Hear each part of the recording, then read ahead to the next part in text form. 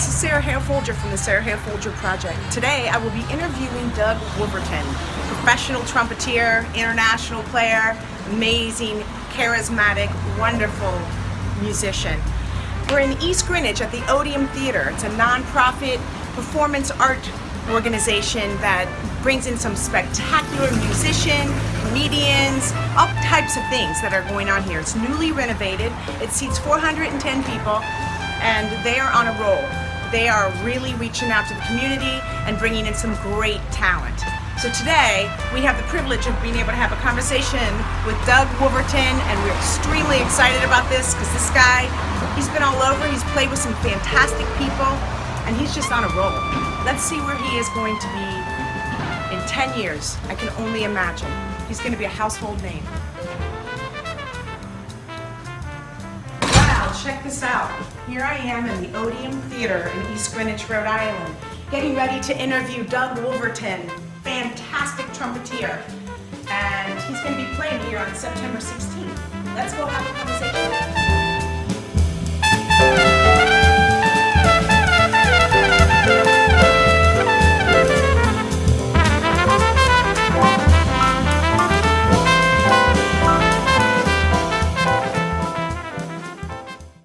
Doug, it's really awesome to have you here today. Thanks for having me. So thrilled. I absolutely love your music, the way you play, your persona, the sound, and I'm just curious. I think a lot of people are always curious about people who are professional musicians. How did you do that? You know, how do you get to be a professional musician when so many people dream it, but very few people actually get to live it? And you're living your dream, I would imagine.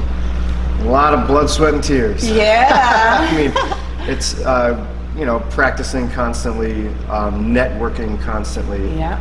You know, a lot of, you know, I went to college at a small school in South Dakota, which, you know, it's not Berkeley, it's not North Texas, you know, it was my North Texas or my Berkeley or Juilliard, but basically, to this school to literally try to become the best musician that I could be, and practicing a lot.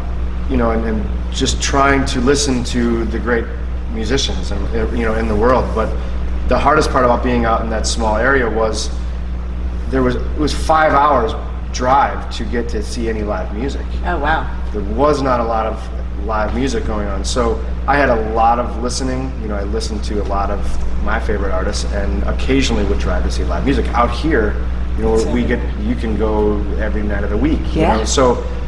It was very different, but I guess to the point of becoming a professional musician was I knew I had to get and put myself in an area that live music and music was the culture. You know?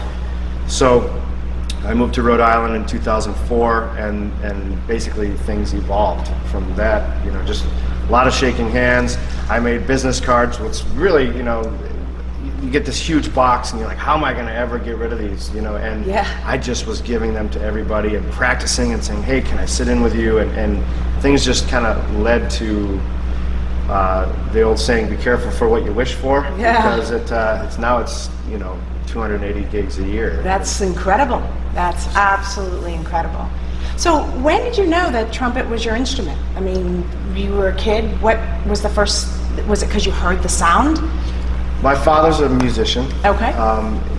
So I grew up, you know, my mom sings, you know, she sang in the church choir. Yeah. My dad had his own band. He played the Hammond B3 organ and would play trumpet in the house. Okay, so it was in the house. Okay. Yep, and they'd have rehearsals, you know, and such. And then my dad had Dixieland bands he started, and cool. I would go, you know, listen to those guys. And so basically I was surrounded by music.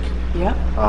And he had a trumpet player in his band, and I remember hearing his like demo tape, if you will, and I'm like, wow, the trumpet it just sang, and it cut, and it was like this leading instrument. And, again, my father played, and so I really just liked it, and you know, he gave me his high school horn at the time, not this one, but and I'm like, it was as big as I was. I think I was 7 years old, and I would like prop it up on a couch and try to figure out how to make a sound out of it, and the rest is history. So I've always loved the trumpet.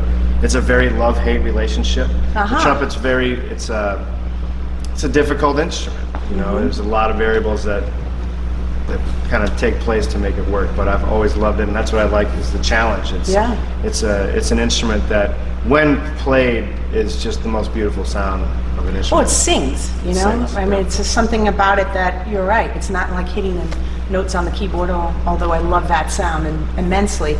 There is something very soulful that comes through when you play. That there's a tone to it, there's a energy to it that I can feel, and I just wonder, like, do you attribute that to your experience, or also your personality, your, you know, the way you feel, the mood that's in the room? Like, where does that come from? It's like magical. The trumpet is that's a great question. The other reason why I really love the instrument, it's a very personal instrument. Yeah. I mean, I think music in general is personal. I mean, you can really let your soul come out with musical instruments, whether it's your voice or piano, or because you're allowing yourself to express yourself without words, you know. So the trumpet is very that, you know, it's basically my voice now starts here. Yeah. You know, and when I play, I do try to connect with everybody in the audience, and, you know, through that warm, you know, velvety sound to just, you know, make you feel really like wow, and or that zinging high note that gives you that at the end of a song. You know, the trumpet's so capable of, you know, kind of emotional. Across the board. Yep. It can be super sad. It can be super like powerful. You know, it can be super. It can lead a big band or a band, a section, I just love the instrument and its capabilities, and it's. So would you say that each night when you perform in different places or day, do you feel the audience makes a difference? Do you feel the energy in the room? Do you make that energy happen? Because you don't know, like every venue has to have a different vibe to it. Totally. Do you feel that the sound is just a little different because of the vibe that you're responding to the audience, or? Absolutely. You know, the music industry, it's funny you say that, because I was talking about this the other night. So I was saying, in the music world, you know, you're like, I'll play for 8,000 people like Friday night, and then literally the next day play for 40. Wow. You know, and then have another gig where there's 500 or 400 people, and every single audience is different. Yeah. You know, and my goal, because I'm a performer, I don't just play gigs. You know, there's a difference. Like some musicians just are happy showing up, playing, getting paid, and going home. I play music to perform and connect, which is what we do. But every audience sets the vibe, you know, and so like, you know, you go from these like huge crowds and, you know, this rush and energy that you get from a large audience, and then like the other night you can play for 500 people, and when you play and then the singer comes out and says, "How y'all doing tonight?" and there's like no response. It's really hard. You know, a lot of times I don't think audiences really understand. They're part of the performance. Yeah, literally. and their energy does. I mean, again, it's a personal. Right. Music is heartfelt. It's energy. So if the audience really helps create energy. Yeah. I have been very fortunate with all the groups that I've been playing with throughout my life, that there's just been that really positive energy. Every once in a while, you know, there's the audiences. You can't ever try to figure out what's going on. You know, sometimes it's just they're so into it. They're like, you know, that silence is a good thing. Yeah. You know? But you can feel the difference when the silence isn't a good thing. You can feel it. It's tangible almost. Yeah, right? and it's really hard. It's like that weight on your shoulders. but got to make something happen out of nothing sometimes, I would imagine. Yeah, and but very rarely for someone like you. I think most of the time for most people, for most musicians, I think audiences generally come to a performance to be entertained. That's so right. I don't think it really happens as much as musicians feel, but I do think that energetic audience sure can make a great performance, like home run performance, you know, because it's the audience is, you know, you're feeding off each other, and I know whether I'm doing the Miles Davis show or like the Groove Merchants, you know, I'm always trying to like I always say this analogy where I throw the fishing lure out. You know, fishing is like audiences. You know, some lures the fish will bite immediately. Some lore is like, okay, it's just not attracting that fish. Maybe the first or second song, and then you start to get into maybe it's the third one that hits. Then. Or what you're saying. Like maybe the audience doesn't know you're trying to, like, you know, so I'll just talk. You know, I'll just be like, hey, you know, and try to connect, whether it's vocally or through the sound or through the style of music. And that's what I love about music too, is I'm constantly throwing out fishing lures, again, to use that analogy, about what is going to make the audience just bite. And then once I'm reeling that in, then the rest is history. Yeah. You know? And you've got the inertia moving in that direction. Now you can just flow in it. I just love that. I've always loved that, and I don't get bothered. You live for that. Yeah, I mean, like I said, I love to entertain. I love to perform. And I love to give my gift to music to people. Yeah. And it's just been it's a great road so far. You know? It is an awesome road. So now you're doing this coming up here at the Odeum Theater, where we are now in East Greenwich. You're going to be having a Miles Davis tribute on September 16th. You want to tell us about some of the other band members that are going to be here, or is that a surprise? No, I'd love to share about the show and the band. Yeah, September 16th. The show time is 8 p.m. Okay. And I'm going to be performing this for the second time here at the Odeum. I'm super glad to be back. Cool. And I'm going to be doing a Miles Davis tribute. This show is going to be highlighting his hit songs and selections from basically 1970 to 1990, which was his era of like groove, kind of funk music. Nice. It's electric for sure, but it's not like the late 60s where things got really kind of out and avant-garde. You know, I'm not going to do that, but I'm going to use my, effects, and I have this pedal board that I say is like my $1 million sound, and my secret weapon, as I say. But he was using effects and things, and the band members are, I have the great Lenny Stallworth on bass. He tours with the trumpet player Roy Hargrove and the RH Factor. I have Joe Davis on drums, Jeff Lockhart on guitar, who was actually asked by Miles Davis before he passed away to perform in his band. Wow. And I have, Johnny Keys playing synth, like 2 keyboards synthesizer. Nice. Rusty Scott playing Hammond B3 and Fender Rhodes. And I have a singer from Los Angeles. Her name is Sherry Porto, going to be singing some tunes with us as well. Because Miles Davis, there was in the 80s, he was taking Michael Jackson tunes and Cyndi Lauper tunes and covering pop music and making it instrumental. And it was extremely popular and successful, and so I'm going to bring that portion to the show as well. And of course myself playing trumpet. Yeah. So now, as far as originals go, where do you stand with that? Another great question. I have been in the process of trying to write a record looking at 5 years now. It's been a really long process. I recorded about 5 songs in Connecticut with a great friend of mine. His name is Carl Franklin at PWOP Studios, and then we had 5 really strong tunes, and because original music is where it's at. It really brands you as a musician. It allows your fans and just people that have never heard of you to kind of get an idea of what you're all about, musically. Yeah. So I started a record a while ago, and then my career has just been very, very busy and traveling a lot, and I record on a lot of other people's records. Yeah. So to get back to the original song, I do have the plans to release a solo record in 2018. Super pumped about that. Which will be, I think it's going to be very much like the concert that I'm going to be performing here at the Odeum. I'm very into, my sound and like the pedal boards, what I mean by my sound. Like using effects and like the wah-wah pedal and delays that still doesn't manipulate this beautiful sound of this instrument. Like I'm very into sound, and like I said, I've worked really hard to get a great sound on the trumpet.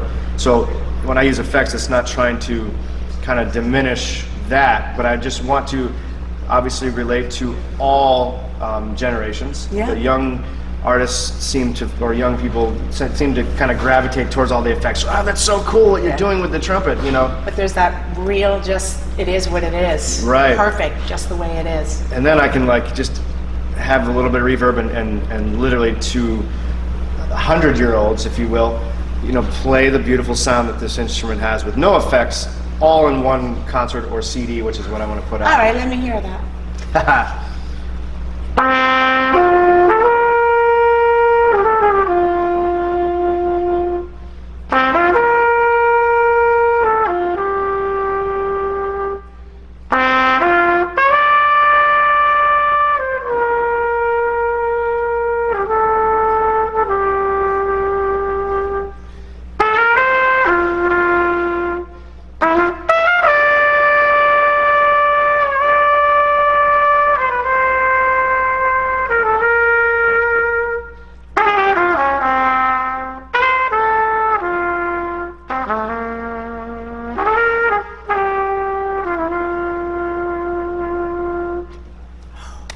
Right? Thank you very much. Ooh, I could just feel that.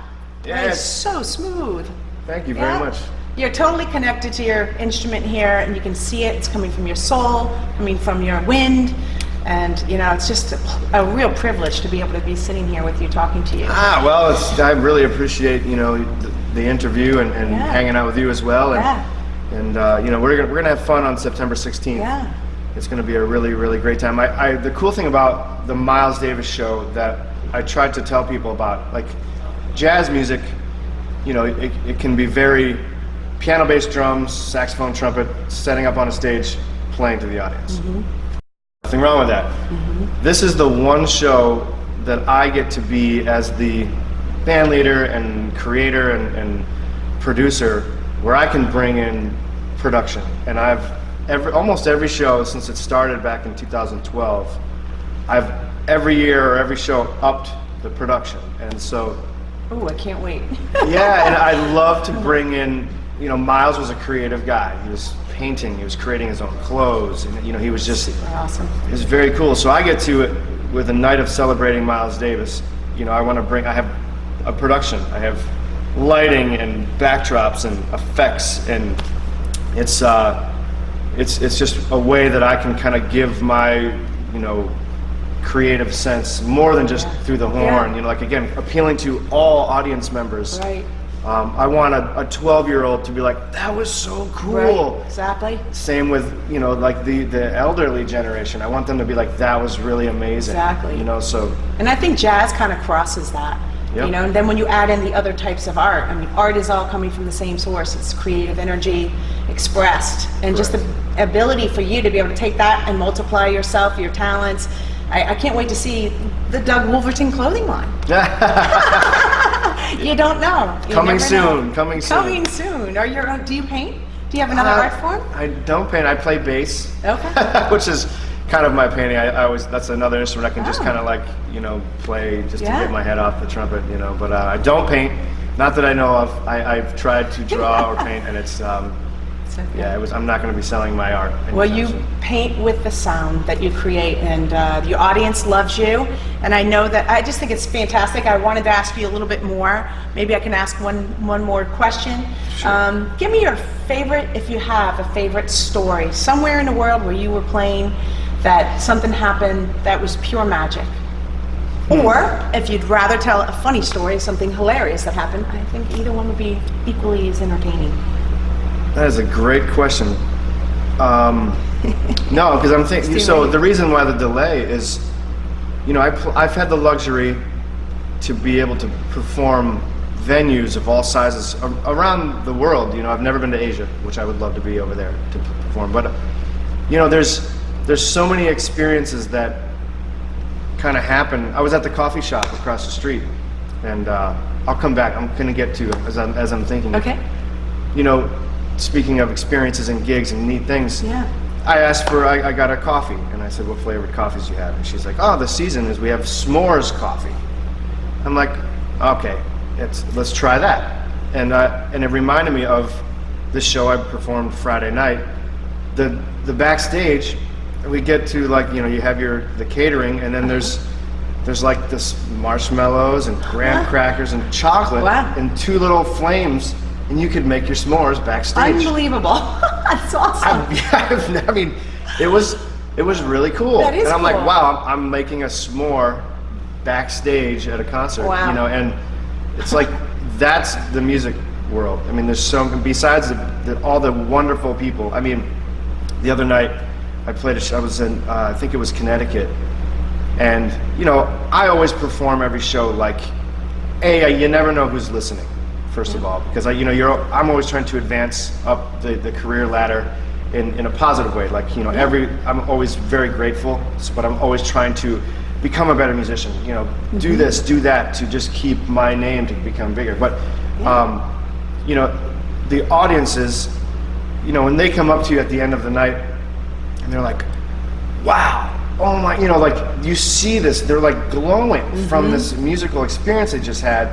Like, that hands down, like, if I can't think of a certain, this was an incredible moment, I want to just say that it's those moments that when people come up to me and want to shake my hand and just kind of make the extra effort, that those moments are the best. There was one moment as I'm thinking, I did this show with this Chicago tribute band, and we tribute to music of Chicago, and really great music, really fun show. And at the end, we always go out and sign, like, T-shirts and posters and stuff. And this, I would say she was probably in her late 80s, early 90s. Her and her husband were walking up to the table, and she just stared at me, and I'm just like, okay. And then her husband comes over to me and he goes, "Can we take a picture with you?" The sweetest, it was the most sweet experience, right? So I'm like, of course, like, yes, So I come over and I put my arms around her, and he's using the camera, and he's shaking, and I look at her, and she's crying. She's got tears coming down her face. Wow. And I was like, okay, is everything okay? And she said, it was so fun to watch you perform. And she's like, the sound of your horn was, I don't know if she had a past trumpet player in her life or if her husband played, I didn't know, I didn't ask. Right. But she was completely moved by that performance. And so we took a bunch of pictures, and then she had the biggest smile on her face. That's why I play music. That's why you live to do this, yeah. And it's like, it's hard to do the one, like the most cool experience I've ever had, because it's the culmination of it all that feeds you. Yeah, the other night, I had this Steady Monday, which you've come and sang at, people at the end of the night, oh, I saw you here, we're doing this, or I've never heard this band or you before, this is great, we're gonna come next Monday. Like, those are the experiences that makes me practice harder every day, that makes me want to be the best person I can be, shake every hand that I can. At the end of every show, I will be out there signing CDs, or when I get a CD out in 2018. Shaking hands, thanking people to be there, which I will do again at the Odeum. And just because I would not have the career that I'm having if it weren't people like yourselves that were like, how can I, let's team up and help each other, or the fans, people coming to shows and supporting live music, or supporting me in my career, or my friends giving my name out to this person. It's this kind of collaborative, life that has helped me. And my goal in life is to just make sure that I can always include everybody that's helped me along the way. Yeah, and keep making that music. Keep making that music. This is awesome. Now I know you're getting on a van, and you're going to be going on a concert tour, so I don't want to hold you up at all, but we were so thrilled today to have Doug Woolverton with us. And if you want to hear and experience his music firsthand, come to the Odeum on September 16th for his Miles Davis tribute. And you can always find him on a Monday evening down in Newport with the Groove Merchant Band at the Fifth Element. So you don't want to miss it. So we hope we see you soon, and thank you so much. Thank you so much. Tremendous. I really am thrilled. Yeah. www.dougwoolverton.com. It's got all my information and tour dates and anything you'd like to know about what I'm doing next. There you go. All right. Thank you very much. Bye.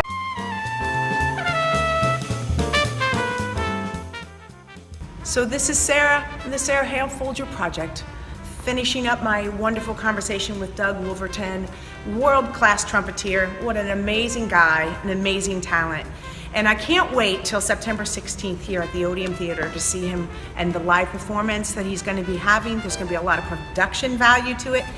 It's very, very, very exciting. So I'd like to thank Video Marketing Strategies, Vic Pichette, who is the behind-the-scenes guy who does all the video production work, editing, and all of that sort of thing. So I couldn't be doing any of what I'm doing with the Sarah Hale Folger project without him. So kudos to you. Thank you, Vic. And we will see you on the 16th. Bye.